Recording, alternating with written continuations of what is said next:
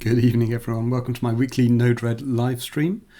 I hope you're all well. I hope you're doing good this week. So this is an hour or so of some sort of Node-RED development. For regular viewers, you can see the title down in this corner. Something v3. So ever a sign that I'm not sure exactly what I'm going to be doing tonight, at least at the point where I set up the scene, set up my workspace, and set the title up. So we'll see where this goes. There's a few things we might play with, but it was kind of take a bit of pot luck this week to see what we're doing. So do say hi in the chat if you're on Twitch. I see Steve, Misha, or Bobby Tables. Always good to have you with us. Do say hi if you're watching the archive on YouTube, then do drop a comment. It's always nice to see people watching it there, and do give a like and a subscribe because that all helps. I know an hour of me prattling on isn't always enthralling, but there's plenty of you who do watch it, and that is always appreciated. So, what are we going to do? As you can see from the title, something v3. Well, for those playing along at home, we did ship Node-RED 2.2 last week, and it has been pleasantly quiet in terms of response, in that there weren't any obvious bugs slipped out, which is always the goal, and always pleasing to see that be the case. So rather than this being oh no, let's fix these bugs that slipped out in 2.2, this is actually, okay, well, we can start turning our attention to the next release and get into some feature development work. The next release being Node-RED 3. So that's kind of the topic. I've been asked a couple of times by a few different people, is there any plan for a Node-RED 2.3? And the answer is no. No plans for a 2.3. Our release plan on the Node-RED website gives sort of the schedule of our releases every 3 months. And our next release in 3 months' time lines up with the Node.js end of life of Node 12. So we do our next major version bump to coincide with that, where we drop Node 12 support as well. But being a major version bump, it's always an opportunity to make other changes that could perhaps be larger in nature, more impactful. Hopefully, and by impactful I mean headline worthy for upgrading to the version, not it's going to break, this is going to break everyone's flows. That's absolutely the goal, is to avoid that. So where there may be some larger changes, the goal is always to do it in a backward compatible way. But that's enough prattling. Let's just get going. So Zoramil, Reblaw, great to have you guys. Thank you for joining as ever. So we're kind of at that point of also just working out what we want to do for version 3, because we've got the Trello whiteboard that we capture ideas from people. It has plenty of material on it, some small, some big. One things we're going to do differently this go round for version 3 is use GitHub more to track and plan work, particularly as we've got more people getting more directly involved rather than making occasional contributions. Actually having some more dedicated resource, which is awesome. We're going to use GitHub issues a bit more for both planning and tracking of works, but we're not quite there yet. So I've been doing a bit of tidy up, adding a few more items to the Trello board, which is where we capture stuff. Again, lots of small little features which will be worth digging into. And the question is, let's just try and pick one of these and knock it off in the next 50 minutes or so. So, enough prattling on. Let's dive in and pick one. I mean, there's a couple. I was talking to Steve about a lot of these earlier. There's building an action where you select a wire and then have a built-in action that will replace that wire with a pair of connected link nodes is an idea.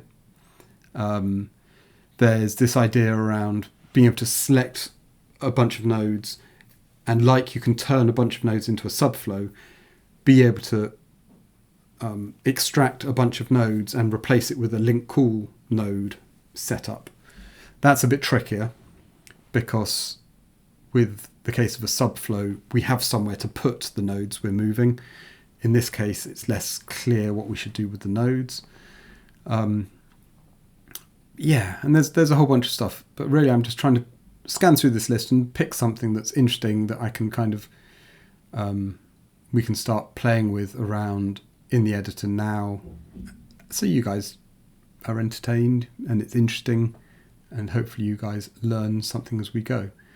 So I think one thing I might play around with, and my apologies, Steve, if I don't think this is one I had suggested you have a look at, but again, one of the reasons for moving to GitHub issues is so we can actually assign them to people, so I can keep track of who's doing what. But the one I was interested in doing is, except I haven't got Node running, so I can't show you.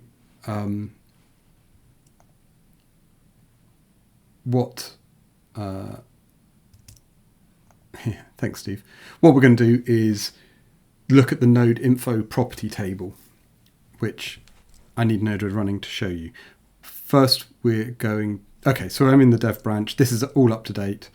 We're just going to run Node-RED. I was going to take you through how we bump version numbers, set the version number to 3.0.0 alpha, but it's not that interesting to do, so I will do that bit of housekeeping another time.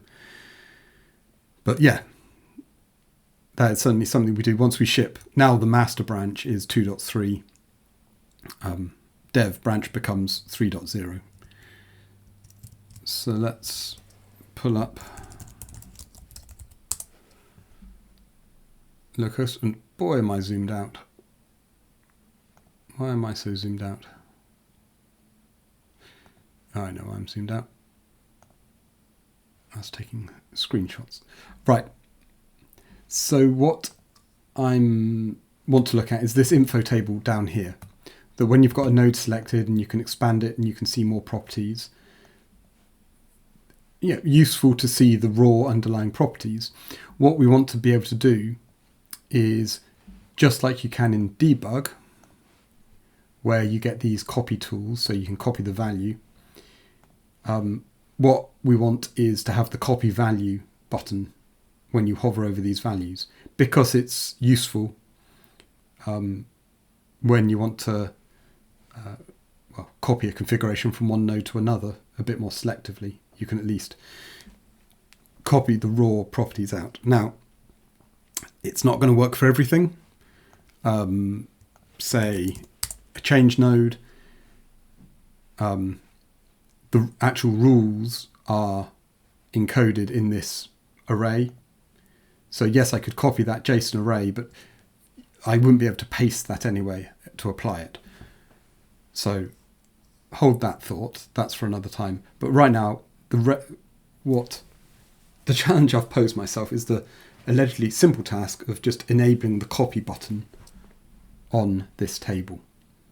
And in fact, it would be super useful, for example, to have the copy button available on the node ID and the other places, because yeah, quite often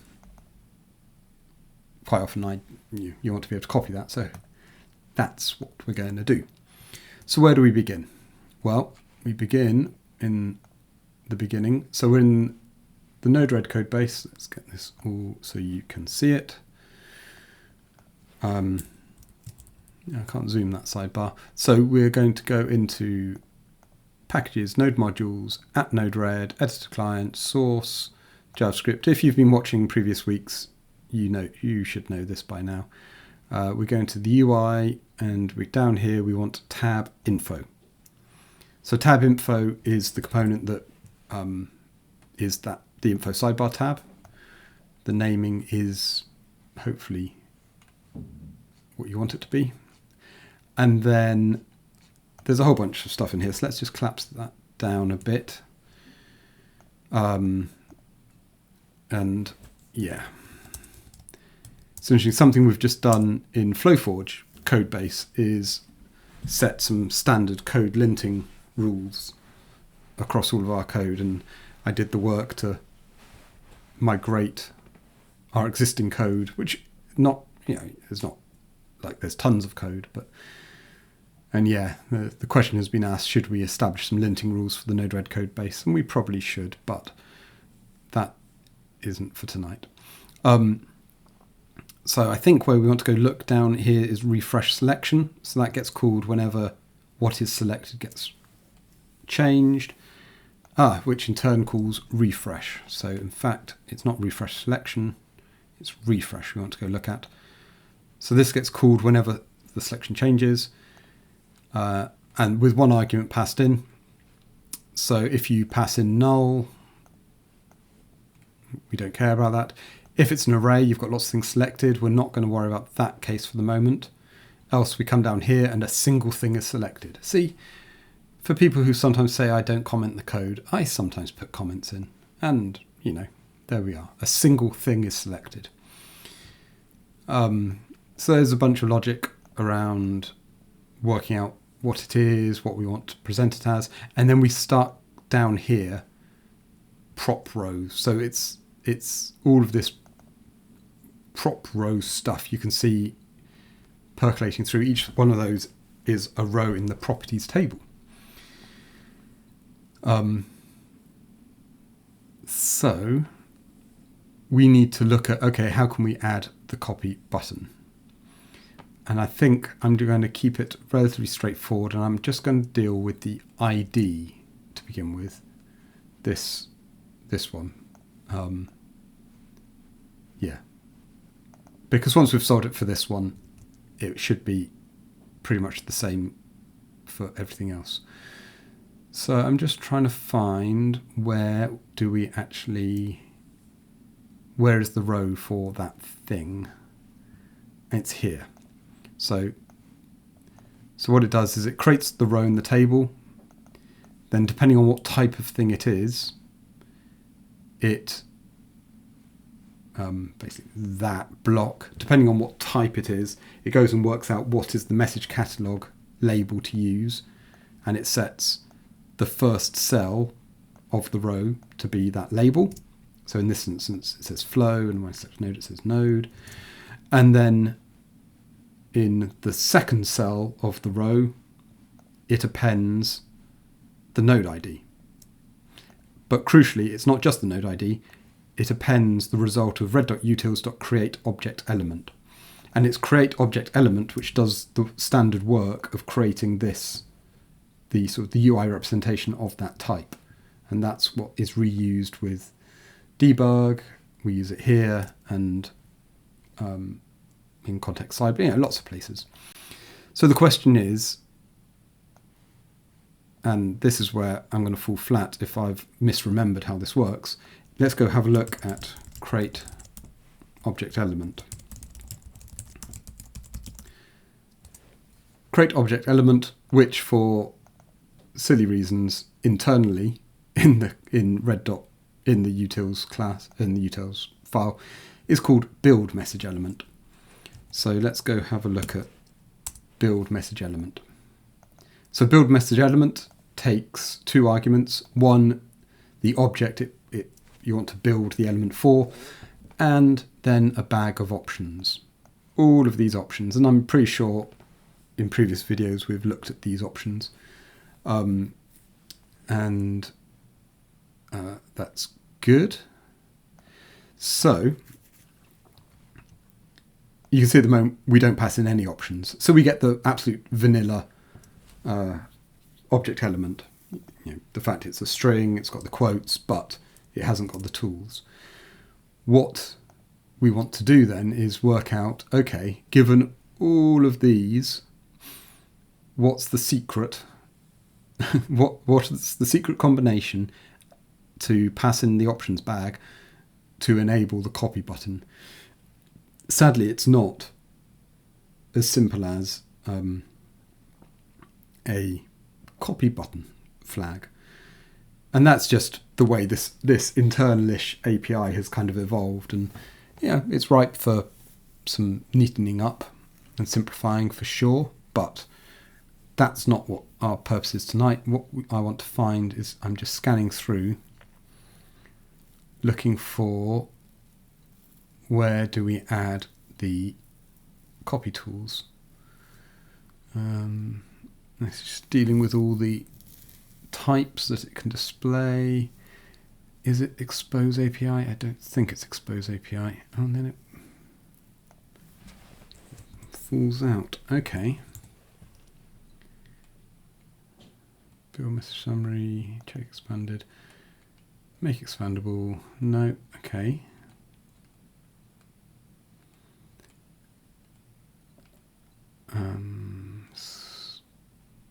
Scanning through. It's going to make me do this. Oh, there it is. Add message controls. That's what I was looking at right at the start. So, add message controls. Let's go look at add message controls. And you can see here how, again, this has evolved and needs tidying up. Rather than a bag of properties, it gets past this long list of arguments that all made sense at the time. But let's have a look through here. So here you can see we add the copy path, and here you can see we add the copy payload. But we only add copy path if key is true. Well, we don't want to copy path. Path doesn't make sense in this instance. So we only want the copy payload. And then all of this stuff down here about pinning, well, only happens if stripped key is not undefined. Well, we'll make sure it's undefined. And we don't have extra tools, so we will want extra tools to be null. So with all of these, let's work backwards. We want, and I realise this is horrendously undocumented, but we want obj because that's the actual data that we want to copy the value of. We scanning through this. We don't need source ID. So how do this? Yeah. We don't need key. You know, I don't think, just for doing the copy payload, I don't think we need, we need message, because that's what we actually copy. Right, so for all of this, we need obj, source ID is irrelevant.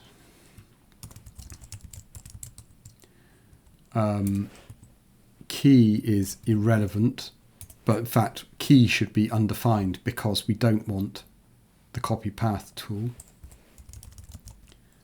And then we want message. So in all of this, what I'm now curious what obj is, but let's go.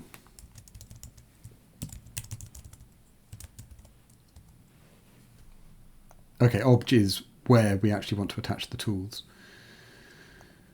Okay, so we're working backwards. So we want, we'll have header. We only do this if we have source ID. So that will get plumbed through, okay, but we don't care what it is.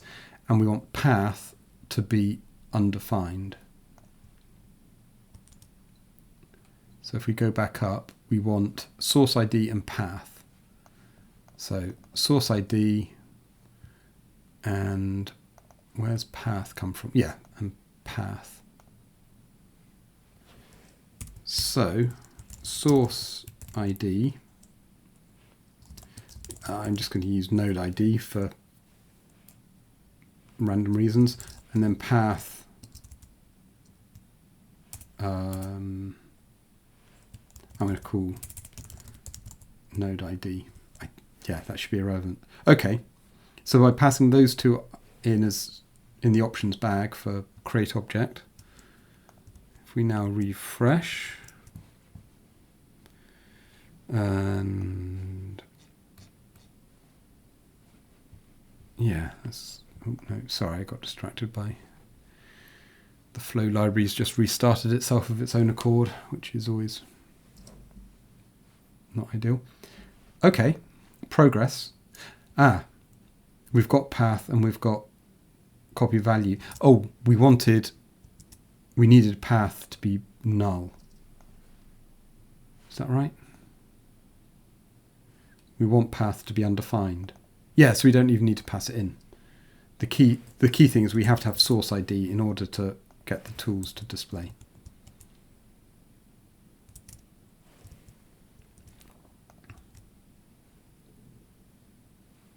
Okay, cool. So now we've got the copy, value copied, and then if I just put it somewhere, it's copied the value, and that has worked. Awesome. But of course, that's just on that one field. If I do that, well, interesting, I don't get the button there. Is that because it's got, yeah, it's been pushed off the side. Something is forcing this to scroll, and I bet it's this string down here which is bigger than the space, so it's forcing the table to be wider, which isn't ideal that it pushes the tools off the edge of the screen and you have to make this wider to see it, but that's a different problem. We'll come back to that.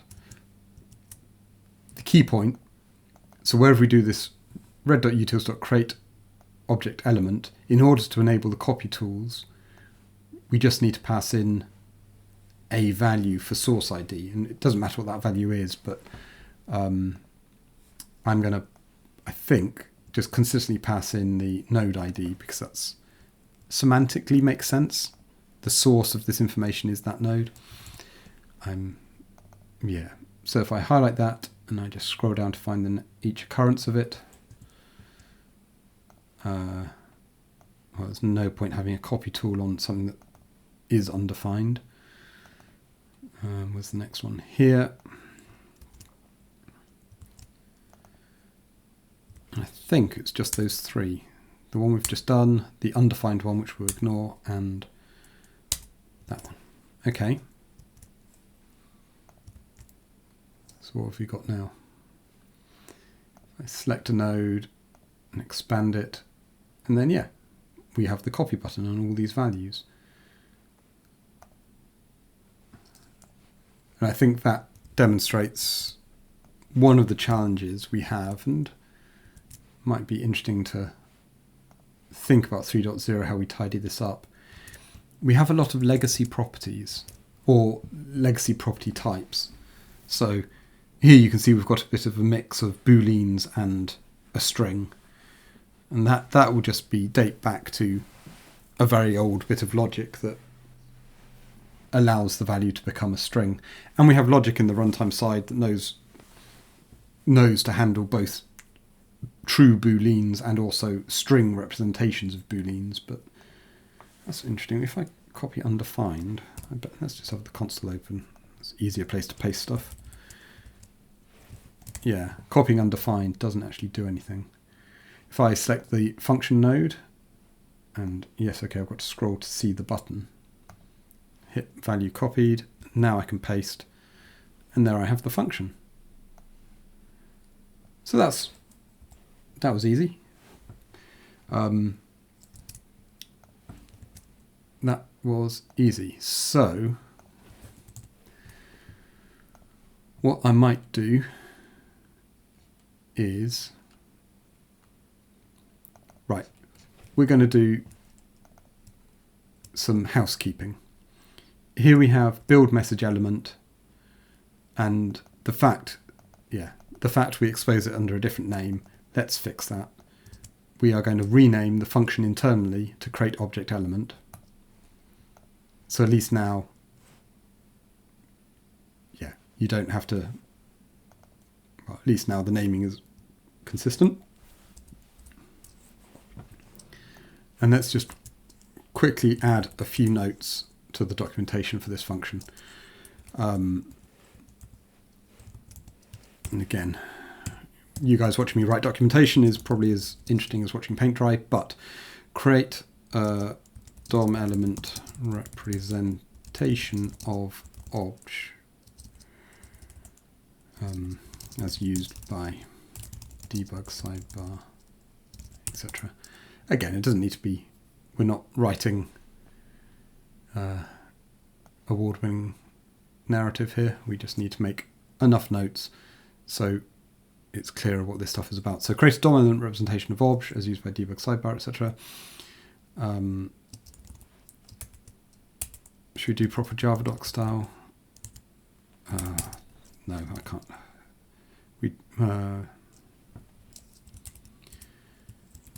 I used to have an Atom plugin for automatically generating Java doc, JS doc, but it seems to have gone somewhere, stopped working.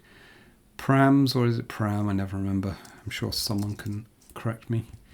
Obj, the data to display, options, bag of options, options dot key. What did we say we needed back here? Source ID.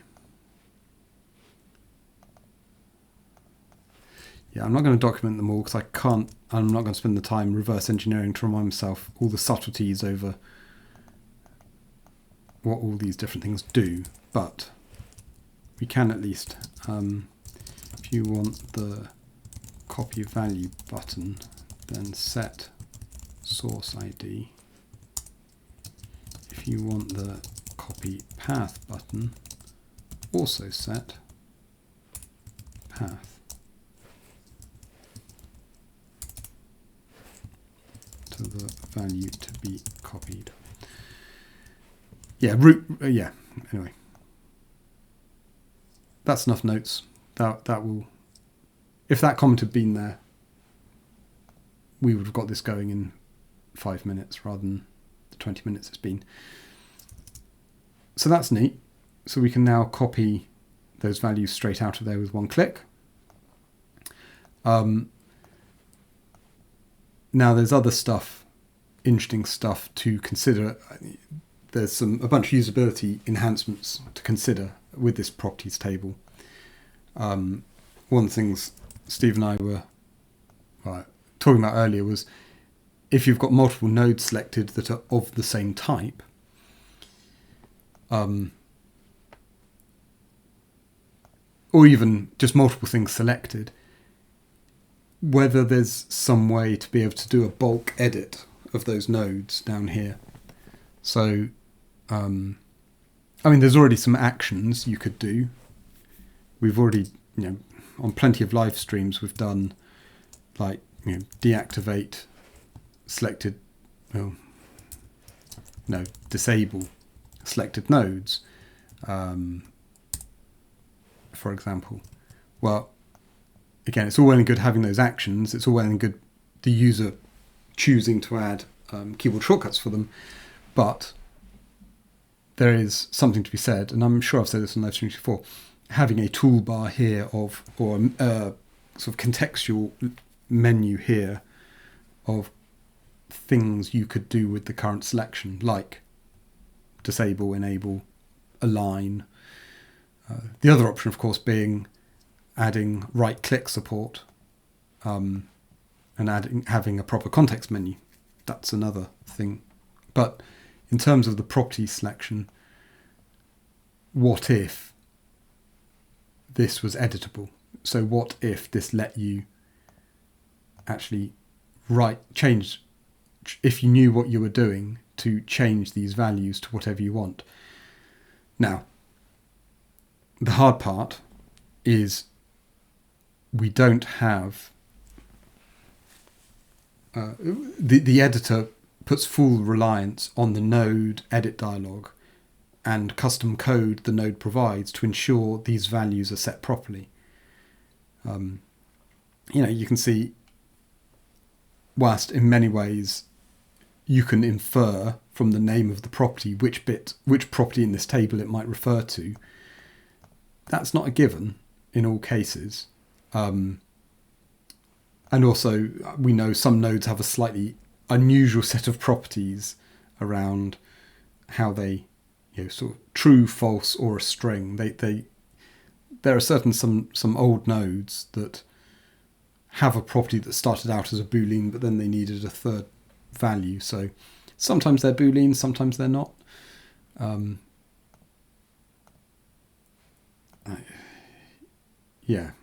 You can. It does weird things. But the point being, if we were to make these properties editable, it does rely on the user knowing exactly what to do. So it is questionable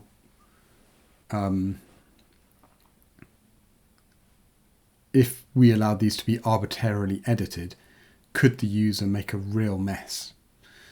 But for a power user, for someone who knows what they're doing, for someone who wants to make a bulk edit of a obvious field, then that could be a way of doing it.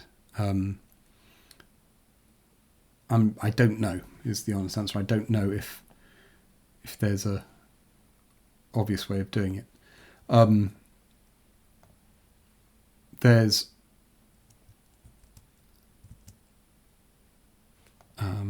what else is there?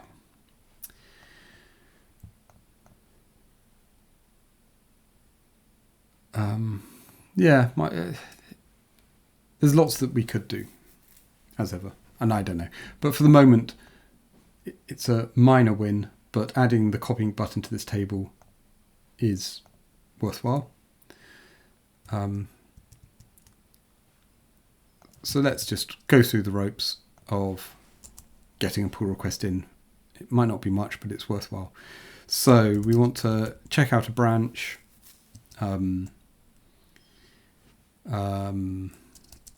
Copy node props.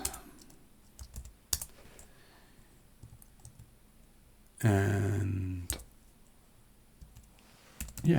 just those two files, a bit of documentation in that one, and those tweaks to that one. So that's the start. We can iterate quite freely on this. Go on, Steve, you've got something to add.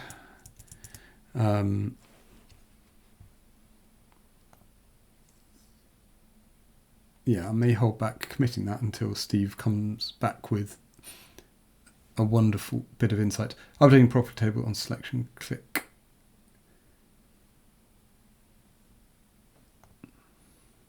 Go on.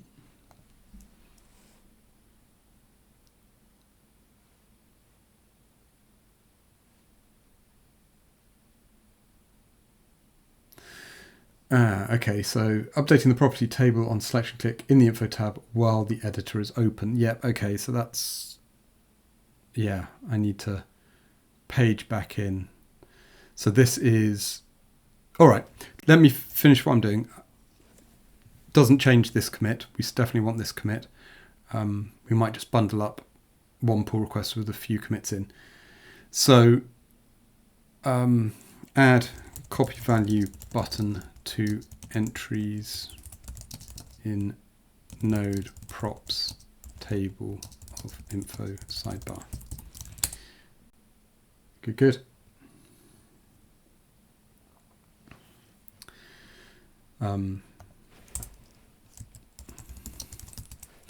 Bobby tables, you're quite right. There's, at the moment, it just gives a summary. It does tell you you've got two nodes selected, and if I select a group, for example, and I select them, it does give a bit of a summary. Admittedly, not much, not hugely detailed, but it does at least give a bit of indication. But whether it could list out, give a list of what's in the selection, that would be that could be useful. And again, being able to then copy that list of IDs, that would also be quite useful.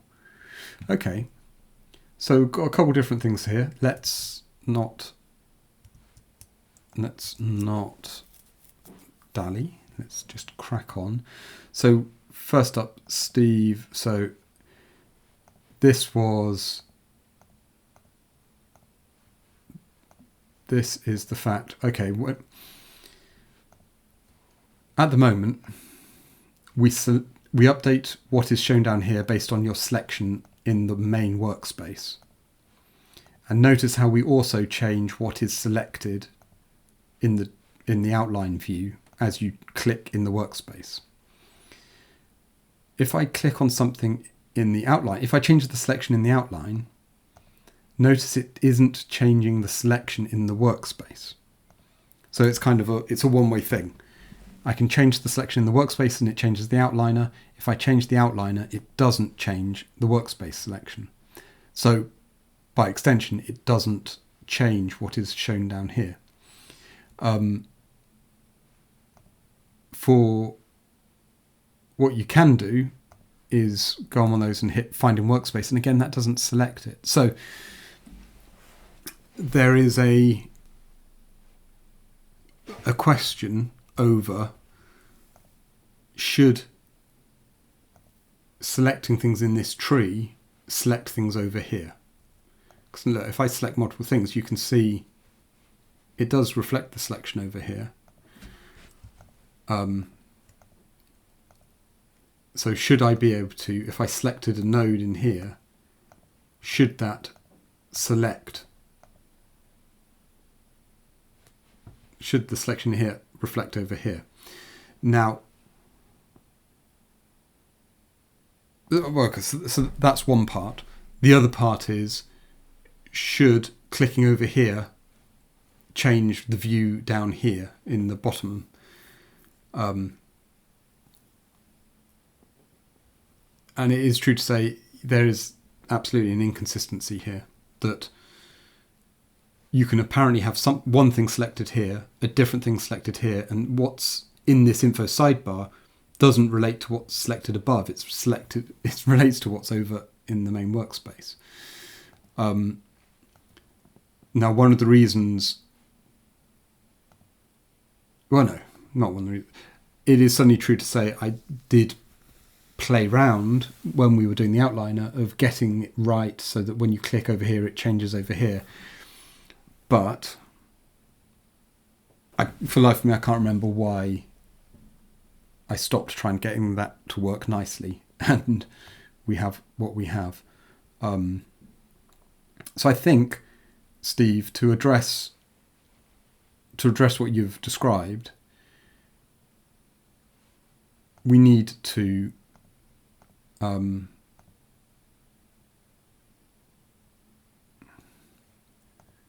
the question is whether clicking down here should update what's down here and not the selection, or should doing this drive a change in selection, which in turn drives a change of what's displayed down here. I think it's just getting straight what's the who updates who, and what can we tolerate being out of sync. Right now we tolerate the selection in the sidebar being out of sync with what's selected here and down here. We could of course change it so that clicking on stuff up here does change what is down here.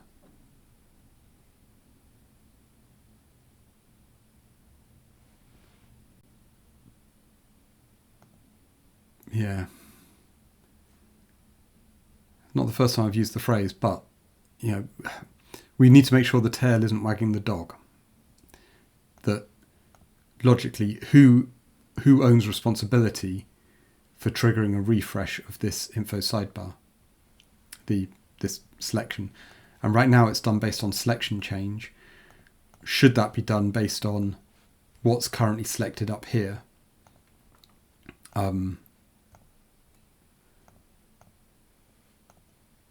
Yeah. Okay. Let's try a few things. I think we either, two options. One, clicking on here should change the selection in the workspace. Now, where it gets the edge case you instantly hit, and this may well be why I've shied away from doing that, is right now I'm on flow 1. If I click on a node in flow 2, well, that hasn't selected that node on flow 2. That doesn't mean I can copy it. I can't do anything. I can't see it. So you do have to hit this button to reveal it. So that is an argument for this not driving the selection in the workspace, because it gets confused as soon as you click on a tab you're not on. But I think it would be okay for this to drive. I think it is more logical for your selection here to be reflected down here. But then if I come back into the workspace and select something else, then that updates down here. So the logical flow is updating your selection doesn't change. The event doesn't come straight out of the workspace down to the props table. The event comes into the outliner, and it's the change in selection in the outliner that drives the refresh down here. It all sounds so simple. Haha. Let's go and work out why I'm going to regret taking this on at 8:45. So the two things we're looking at is, so the info tab is the overall tab including the props table. The top bit, or at least the tree, this structure, is the tab info outliner. Let's start in tab info where we were, and we've got refresh selection, and that gets called, I think, in 3 places. Okay.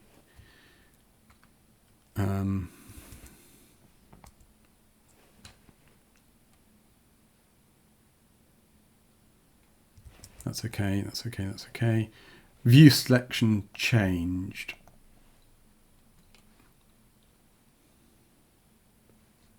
Yeah.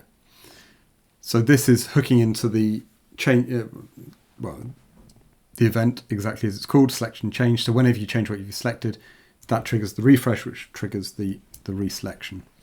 We're going to comment that out. And with that commented out, you can now see, as I click on stuff, as I navigate around, this isn't changing. So we've removed the link of changing stuff in here, changing the props table. Now we just have to get the outliner to update it, which is possibly easier said than done, but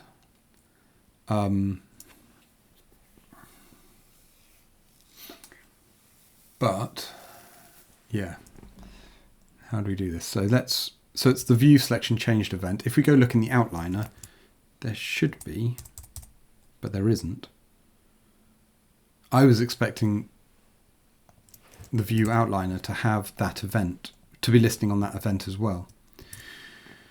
So the question is, how does this table, how does it change its selection? Oh, no, look, it stopped updating over here as well. So we've actually broken the link. So the flow of events currently was, you change a selection, the props table gets the event, and the props table must be pushing the event up into the outliner. So let's just trace through, how is that being done? So I've re-established the event. It calls refresh selection. This is just grabbing the selection, working out what's selected. Yeah, it does a bunch of work just to figure out what's selected. Oh, excuse me. And then it calls the refresh function that we were in just now. And there we have it. So it comes into the refresh function, and then it's calling the outliner with information about what's selected.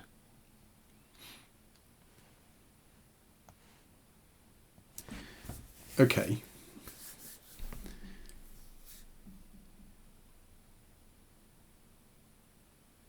So that's how the event sort of gets plumbed from the workspace to the props table and up. We want to reverse it so the event comes to the outliner and gets pushed down to the props table, I think. I think that's the right way. The key point being the outliner is able to push changes down.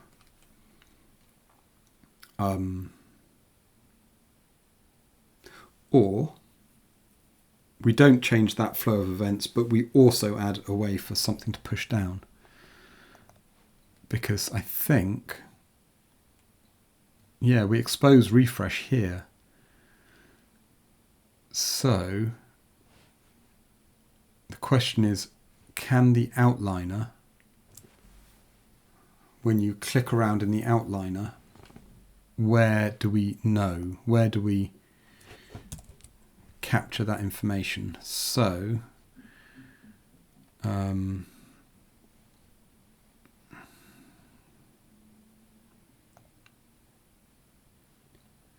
we have on selection changed, which is not called anywhere. We have our build function that actually creates the outline tree. There's the search box at the top, the tree list. So tree list is the common widget we use. Tree list select. Haha. Okay.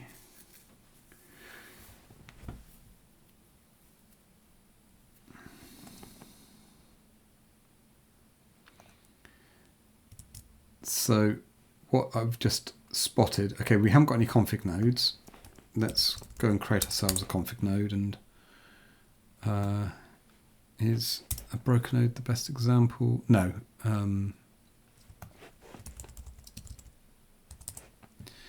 I'm going to create a TLS node because they're nice and innocuous. They don't sit there complaining. Just deploy to save that. So now we have a TLS node. And look at that. That was subtle, but it was there.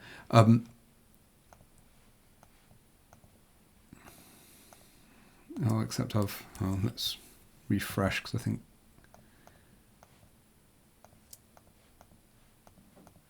okay, have I already broken that event handling? I thought, or did I just not save? So this should have re-established. Yeah, so I can select stuff, and but of course the challenge is with config nodes is there's nothing to select. So we've already got the code there that if you select a config node, it does show its properties, and then when you come back to the workspace, that takes over again. So in fact, we've already got the logic there that when you click on something in this table, it shows its configuration below without it being selected. Which is exactly the logic we want. We just need, at the moment, this only deals with config nodes. We just need to think about what else that deals with. I also want to put in a console.log of whenever this tree list select event gets fired, because we also need to make sure we don't end up with infinite loops of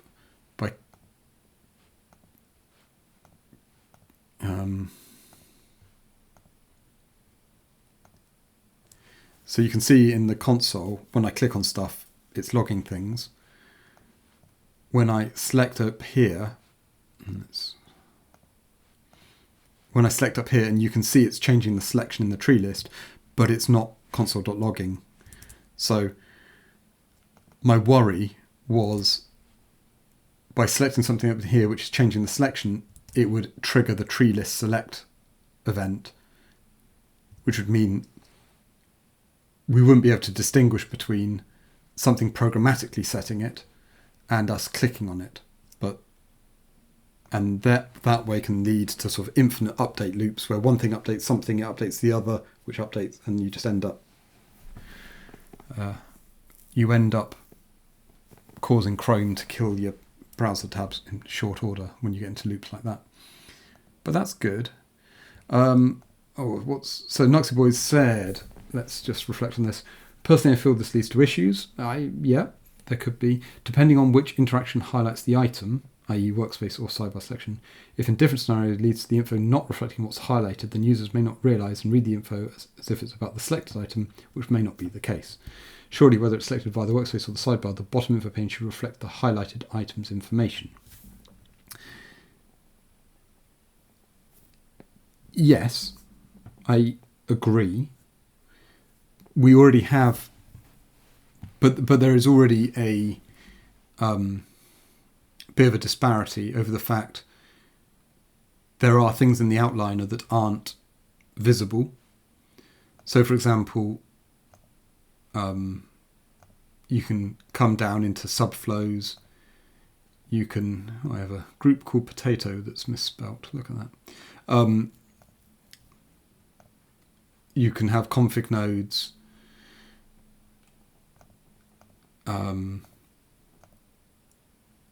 Yeah, and I think as I described, there's certainly a usability issue over if I click on a node here, should it take me straight to that node?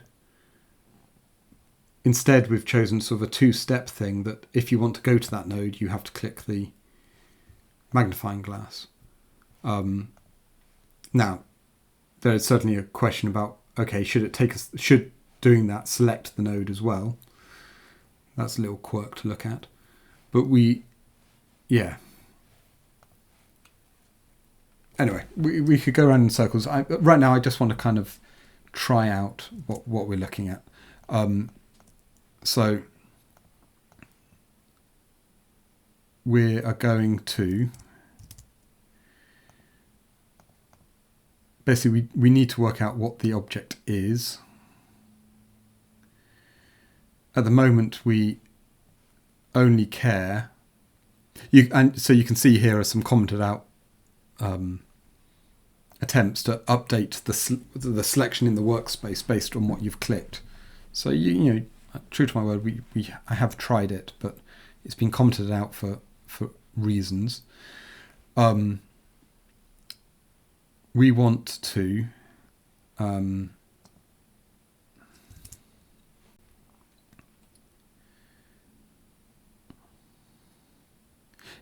and that's the key point, Steve, that by being a two-click process to go to the node, it lets you examine a node without losing your place in the workspace. I think that is one of the key reasons why I didn't make it jump around all the bloomin' time.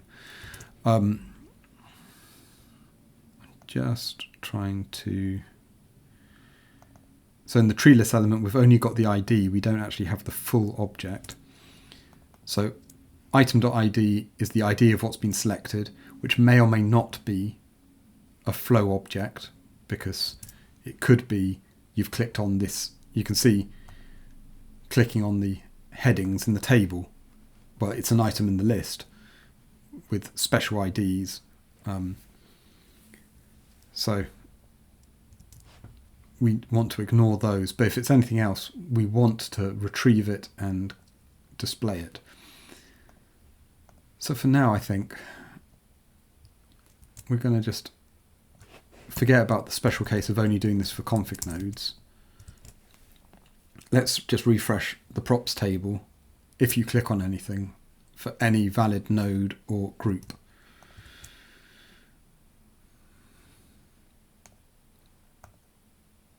Yeah, so that works for nodes. If I change the selection, it updates properly, and as I click round, it updates properly. But I can come down here, and so, I mean, there is a question of, should clicking on here deselect what's in the workspace? That's certainly a consideration, so that you don't end up with a sort of that visual inconsistency of something selected over here and something selected over here, but they aren't the same thing. Yeah, that is something to consider. But at a high level, clicking on these, it's updating down here. What isn't, well, but we're only updating it when you click on a node or a group. If I click on a flow, aside from the slightly awkward, I'm selecting it, but it's collapsing. We want it to display the flow just as if I had deselected the current selection to show us the flow. Well, that's simple enough, because we can add to this list of conditions. Well, if it's a node or it's a group or it's a workspace,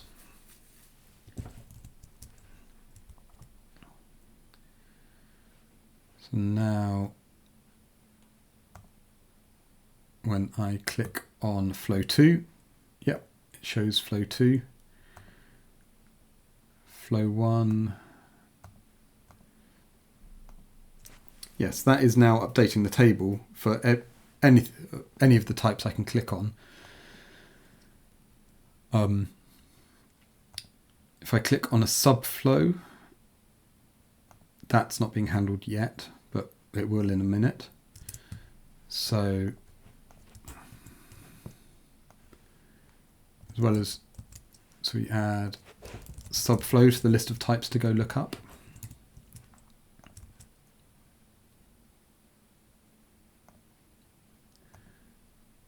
Cool, so that now works. And then if I click on any of these headers, then we want to clear out basically. So say else refresh. Now we're going to call refresh with no argument.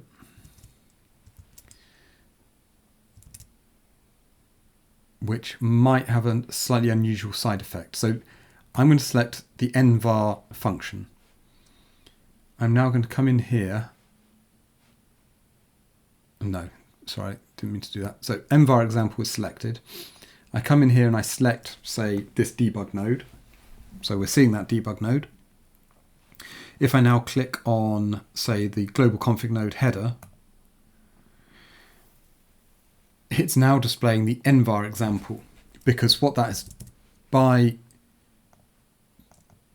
not passing in an argument, it's actually telling it, go and find out what's currently selected in the workspace and display the info for that, which might be unexpected, frankly, if you click on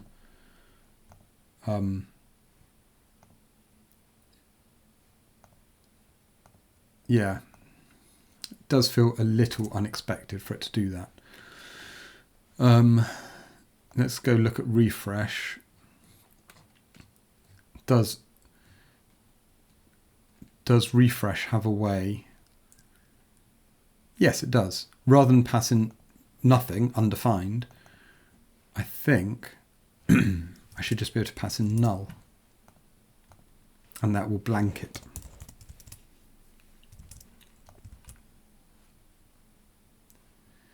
So select a node and then global config node.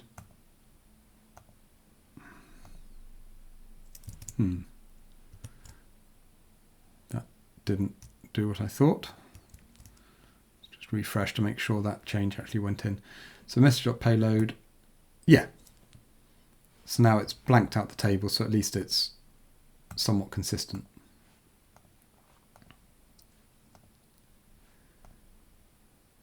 Okay. So with that, let's say, no. So let's say the culmination of tonight's work, I add in another function node. I open it up to edit it and I think, I wanted to copy the code from my envar example. I can click on it here, show more, copy its value and paste it in. Awesome. So that now means I can open up a function node. I can very quickly, if I've got tons of function nodes, I can go search this list, find it, open it up, quickly copy out its code and drop it in. That joins the dots quite nicely, I think. Awesome. All right. Do we leave it there? Conscious of time. Let's get rid of that console.log because it's the type of thing I leave in. I think that's a decent bit of functionality for tonight. Like I said, there's a ton of extra stuff we could offer up when you have multiple things selected, or even just a single thing selected. But that's for another time. Is there any more for any more? Can we think of anything else? I think it's 9:05. Let's leave it there. We're going for an hour. I'm not going to start something else now. Maybe look at copy button alignment. Go on then, Steve. Alignment. Oh, what the function, when the function node pushes it off screen.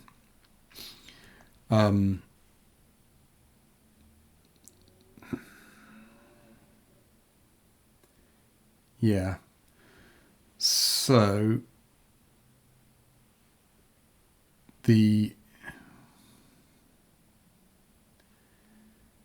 at the moment, the scrollable to deal with overflow is the whole table.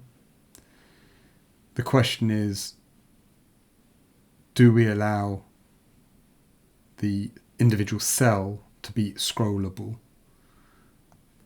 And the irony being, irony is the wrong word. When you expand it to string, it actually sorts out the. If I shrink this down, when I expand it, when it's in the formatted mode, it actually gets the wrapping correct, so it's no longer pushed out. It's only when it's collapsed down does it fail to do sensible wrapping. You know what?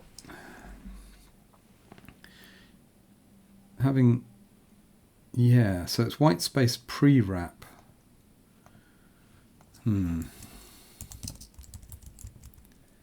Pre-warp. Wrong series. White space pre-wrap. Isn't there a better one than that? To make words break within themselves, use overflow wrap, word break, or hyphens instead. Overflow wrap. Ooh. Let's have a look. Overflow wrap. IE no. Safari no. Oh no. No. Overflow wrap.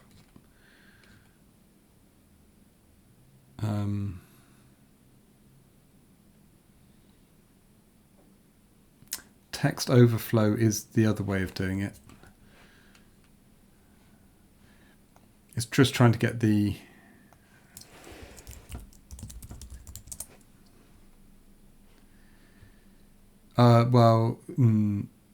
no, this isn't about, we don't want to crop it, we just want to, it is about where do we allow line breaks to get inserted, because the point is it's only prepared to insert line breaks where there is white space. So in this function code, when it's collapsed, there is not any white space in that entire block of text. I think. Am I interpreting this right? Well, no, there's white space here. Right, we are going to look at pre-wrap. What's pre-line? What does pre-line do? Seems white space has collapsed. No, we don't want to. This is the point. We want white space to be preserved because we want it to look like the string does. New lines are only broken at new line characters in the source. Oh no, sorry, pre-wrap. Sequences of white space preserved. Lines are broken at new line characters at BR and as necessary to fill line boxes. Break spaces. Behavior is identical to pre-wrap except. Oh, maybe break spaces is what we want. Let's go try that. So if we just shrink it down so you can see it's causing overflow. And if we set that to break spaces, yeah, it's done nothing. Okay, so we'll put that back, pre-wrap. Out of interest, if I set that to pre, yeah, then it's, nope, no good. Pre-wrap. Let's try, okay, if I do text overflow ellipsis, but we don't put that, we need to put that on the container, which I think, oh no, there's the container.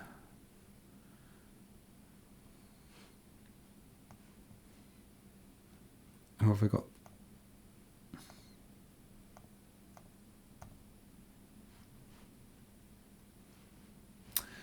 oh, what is the CSS for where can you put breaks?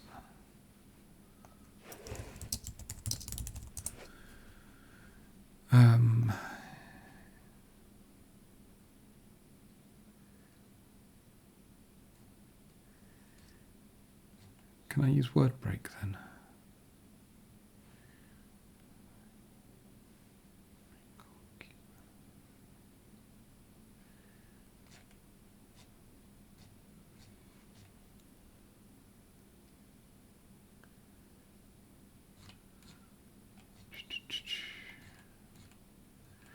Okay, we're going to try word break break all, and what does that do to it?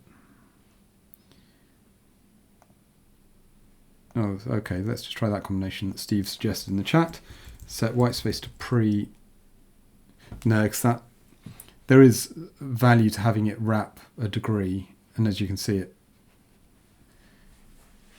yeah. No, we want this to be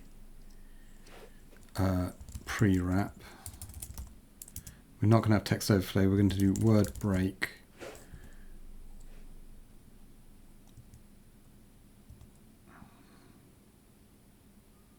Break all. Yeah. Okay, if I turn off.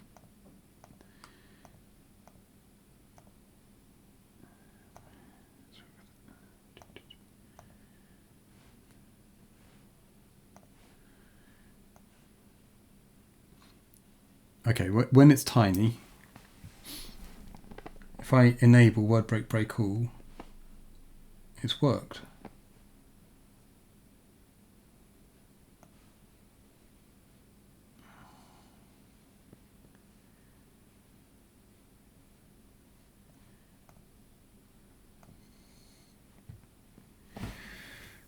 Is that okay to do? Okay, I'm going to have a play with that. I think word break break all makes sense because it will show. I don't necessarily want to do the truncating because we already do truncating. I don't want to do further truncating on CSS. I don't think, but I think the word break break all at least means it doesn't force its container to overflow. It expands the way you'd want it to expand, vertically, not horizontally. So, yeah.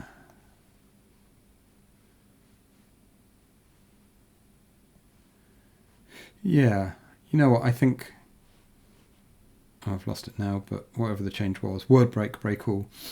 I'm going to have a look at that one.